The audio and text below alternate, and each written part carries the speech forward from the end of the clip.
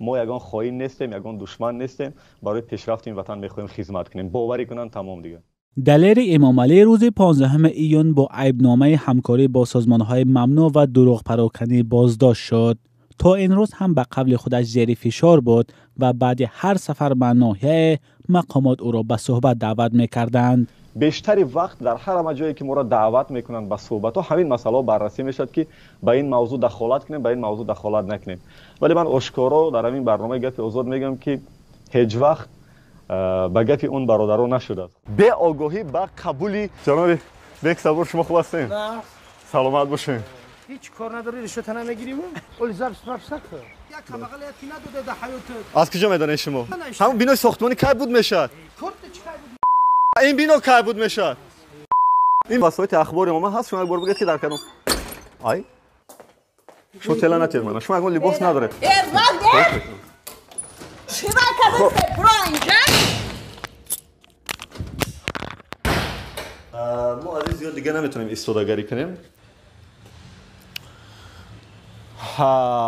کدو نیسان این 06 است یا 07 خوندای این بودجه من و شماست. اینجا میبیای اونجا را میگن، اونجا میری اونجا را میگن. از این در بیرون نشیم که نمیتونم در بندم. یک حولی ما ده هر ده 3 عائله زندگی میکنیم، 8 فرزند دارم. ما هم با شهروندا برید چه یک بار؟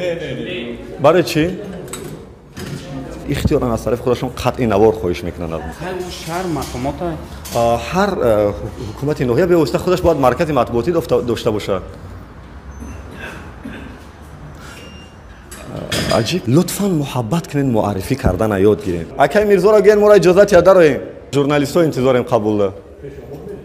یک روزنامه‌نگار پشت در رئیس یک ناحیه برای گرفتن یک اطلاع چقدر منتظر می‌ایستد. خودشون معرفی نکردن در درای پنچر. امروز ما در حکومت ناحیه می‌بینیم مردم درد ناگفته زیاد دارد بر رئیس و به وزرا. از بودجه من و شما شهروندای عزیز این ماشین حکومت براش داده است، ولی من و شما را قبول نمی‌کند. یعنی من میگم برای چه از در یگان کس دیگه نبرآمد، از در دیگری بیرون می‌شدن اینا. این است واقعیت وضعیت حال در روزهای قبولی حکومتی. ازشون خواهش کردم که من یک زنگ تلفنی حق دارم زنگ زنم که من کجا میرم.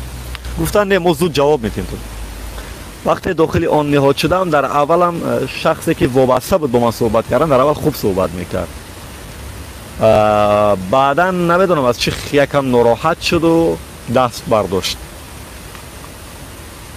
و دستم برداشت و من گفتم که کار خوب نیست دست برداشتن. همون لحظه گفت که چی دلیل داری که ما بالای سر تو دست برداشتیم؟ گفتم خب دیگه اتاق کاری شما ما هیچ دلیل ندارم و حالی هم هیچ دلیل ندارم که بگم که وای چند شپاتی و مشت زد. ما هیچ دلیلی ندارم. ولی من گفتم که یک صحبت مردانه برادرانه خوب نیست. بیاید انصافا صحبت کنیم. ما همینجا دیم یگان تروریست نیستیم، اکستریمیست نیستیم. رو برای شما و بعدا صحبت مون دیگه میگن دوام کرد تا 5 ساعت دیگه. در نهایت تو